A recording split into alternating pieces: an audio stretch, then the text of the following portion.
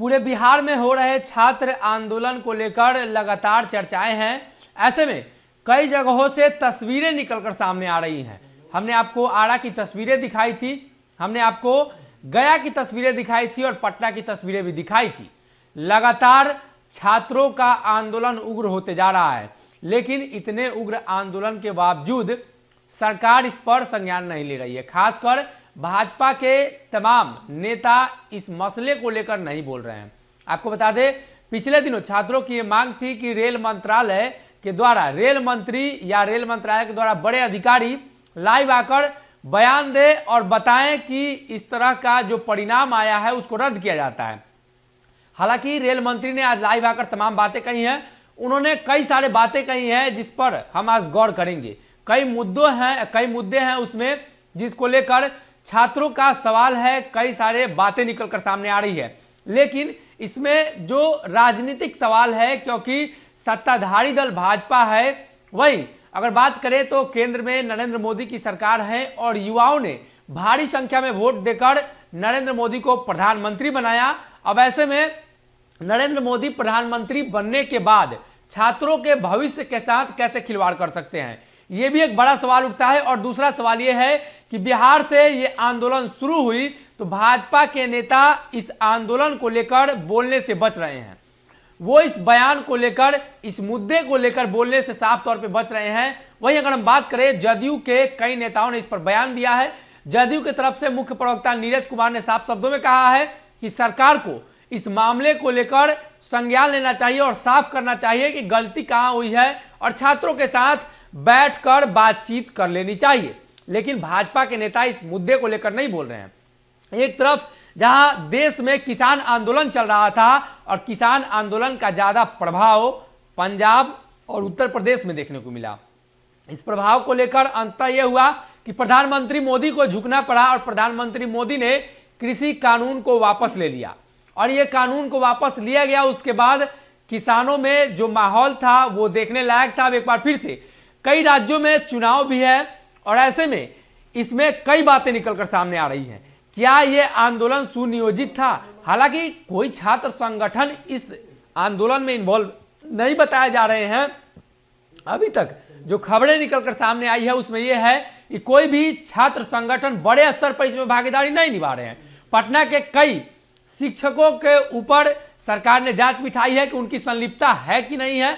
Patna DM और SSP ने यह बातें कही थी। अब ऐसे में शिक्षकों की संलिप्तता है या नहीं है, लेकिन कहीं ना कहीं इसमें राजनीति की भी बू आ रही है। किस तरीके से सरकार किसान आंदोलन को लेकर पीछे हट जाती है और इस मुद्दे को लेकर पीछे नहीं हटती है और प्रेस कॉन्फ्रेंस किया जाता है रेल मंत्रालय के द्वारा। और उन्होंने एक बात कही कि हमने पहले ही गाइडलाइन में जारी किया था कि अगर छात्रों की संख्या, छात्रों के आवेदन की संख्या बढ़ जाती है तो ग्रुप डी जैसे एग्जाम में 2 परीक्षा कराए जाएंगे, CBT 1 और CBT 2।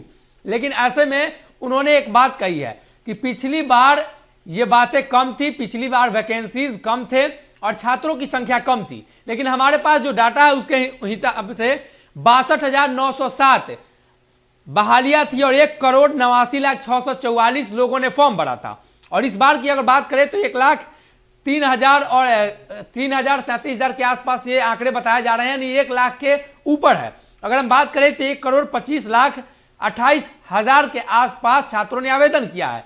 तो आप इससे अंदाजा लगा सकते हैं कि 1,89,00,000 और 1,25,00,000 इसमें ज्यादा कौन है और कम कौन है, यह भी अंदाजा लगाया जा सकता है। एक तरफ जहां 62,000 वैकेंसीज थी, वहीं इस बार 1 लाख वैकेंसीज है। तो उसके हिसाब से अगर आंकड़ा बढ़ता भी, छात्रों का आवेदन का आंकड़ा बढ़ता भी, तो यह माना जाता कि पिछले बार के अपेक्षा आइडियल है, यानी उसके बराबर है। तो पिछले बार 1 एग्जाम लिया गया, इस बार 2 एग्जाम लिया जा रहा है। इसको लेकर भी छात्रों में काफी आक्रोश है और चाहे छात्रों की आवेदन की बात करें, बहाली की बात करें, सब में इस बार अच्छा है। तो 2 एग्जाम कराए जाना कहीं से भी उचित नहीं है। छात्रों की यह लगातार मांग है।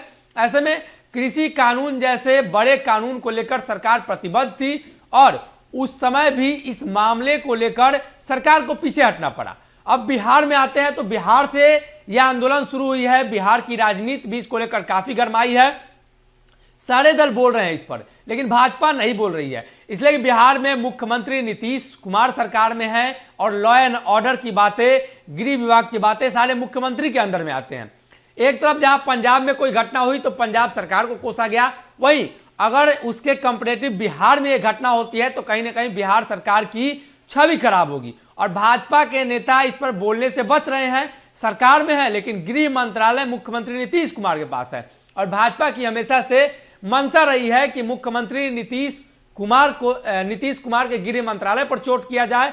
कई बार जब खबरें आती है, लूट की घटनाएं होती हैं, बलात्कार होते हैं, मर्डर होते हैं, उसमें मुख्यमंत्री नीतीश कुमार को उनके कैबिनेट के मंत्री घेरते हैं। पिछले बार चुनाव के बाद जब मंत्रिमंडल का बंटवारा हुआ था तो किस तरीके से भाजपा ने गृह विभाग को लेकर भारी दबाव बनाया था, लेकिन मुख्यमंत्री Nitish Kumar law and order को लेकर कोई कंप्रोमाइज नहीं करना चाहते हैं। इसलिए उन्होंने साफ साफ कह दिया था कि ये विभाग मेरे पास रहेगा। अब ऐसे में बिहार में आंदोलन तो शुरू हो गई है और बिहार की छवि भी खराब हो रही है। लॉ एंड ऑर्डर की बातें भी सामने आ रही हैं कि बिहार में नीतीश कुमार से लॉ एंड ऑर्डर नहीं संभल रहे हैं। लेकिन कृषि कानून की बात करें तो अलग अलग जगहों से तस्वीरें निकलकर सामने आई थी। उस समय लॉ एंड ऑर्डर की बातें नहीं करी जा रही थी, क्योंकि भाजपा शासित प्रदेश में भी कृषि कानून को लेकर बातें चली थी। उत्तर प्रदेश में मंत्री के बेटे ने किसानों के ऊपर कार चढ़ा दिया था, यह भी मामला आपने देखा था। अब बिहार में ऐसे में भाजपा के नेता बयान देने से बच रहे हैं, कुछ बोलने से बच रहे हैं। केंद्र में उनकी सरकार है, केंद्र में मोदी मंत्रिमंडल में तमाम लोग मौजूद हैं, प्रधानमंत्री मोदी हैं और देश के प्रधानमंत्री के तौर पे उनको भी इस मामले को लेकर संज्ञान लेना चाहिए। इतना बड़ा मामला, इतना बड़ा आंदोलन जब चल रहा है तो इस पर उनके बोलने चाहिए। और भाजपा के वो नेता जो बिहार के हैं वो इस पर बयानबाजी नहीं कर रहे हैं, कुछ बयान नहीं दे रहे हैं, न छात्र के समर्थन में आ रहे हैं, न विरोध में जा रहे हैं। यानी सीधा सीधा उनका स्टैंड है कि इस मुद्दे को लेकर मुख्यमंत्री नीतीश कुमार है तो मुख्यमंत्री समझे, लेकिन मुख्यमंत्री नीतीश कुमार बिहार के विभाग का, यानी बिहार में जो भी बहालियां निकलेगी उसकी देखरेख करेंगे। अगर केंद्र में कोई बहालियां निकलती हैं, केंद्र में कोई चीज होता है, केंद्र के द्वारा कोई योजनाएं लाई जाती हैं तो केंद्र सरकार उन योजनाओं को देखते हैं। ऐसे में रेल मंत्रालय के द्वारा आज रेल मंत्री के द्वारा आज प्रेस कॉन्फ्रेंस के बाद सारी बातें कही गई हैं, लेकिन उसमें कई ऐसे पॉइंट है जिसमें छात्र संतुष्ट नहीं है। और अभी भी छात्रों का यह मानना है कि ग्रुप डी जैसे एग्जाम में अगर आप 2 एग्जाम लेते हैं, दो परीक्षा लेते हैं तो ये कहीं से उचित नहीं है। और उनका बयान जो पिछले बार बहाली के कॉम्पिटेटिव उन्होंने बयान दिया कि 62,000 बहालियां थी, इतने फॉर्म आए थे, तो उससे तो इस बार कम ही है। और ये तमाम सवाल उठ रहे हैं और कई तरह के सवाल सरकार पर भी उठ रहे हैं कि केंद्र सरकार इस मुद्दे को लेकर, प्रधानमंत्री इस मुद्दे को लेकर क्यों नहीं बोल रहे हैं। क्योंकि प्रधानमंत्री ने जब प्रधानमंत्री के लिए अपनी उम्मीदवारी तय की, प्रधानमंत्री के लिए प्रचार कर रहे थे तो युवाओं की बात कर रहे थे, लेकिन आज युवाओं की बात नहीं कर रहे हैं, युवा सड़क पर हैं। पूरे बिहार से तस्वीरें निकलकर सामने आ रही है, खासतौर पे उत्तर प्रदेश से कई जगहों से तस्वीरें आई हैं, लेकिन बिहार से ये तस्वीरें ज्यादा निकलकर सामने आ रही हैं और छात्रों के भविष्य के साथ खिलवाड़ किया जा रहा है। ये बातें लगातार छात्र और शिक्षक कह रहे हैं। ऐसे में हमारा और आपका दायित्व भी है कि सरकार से सवाल पूछे और सरकार ने जो बातें रखी हैं, छात्रों की जो बातें हैं वो उन तक पहुंचाई जाए। फिलहाल इस खबर में इतना ही। अगर ये वीडियो पसंद आई और वह बिहार के राजनीति और बिहारियत से सरोकार रखेनी तो सब्सक्राइब बटन दबा के चैनल के सब्सक्राइब कर ली। ओजे एगो घंटी बा, ओकरा बटन दबा देला से कुल सटीक और मारक खबर रुआ मुफ्त में मिल जाई।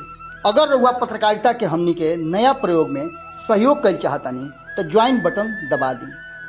पेटीएम नंबर नोट कर ली 9386816700। धन्यवाद।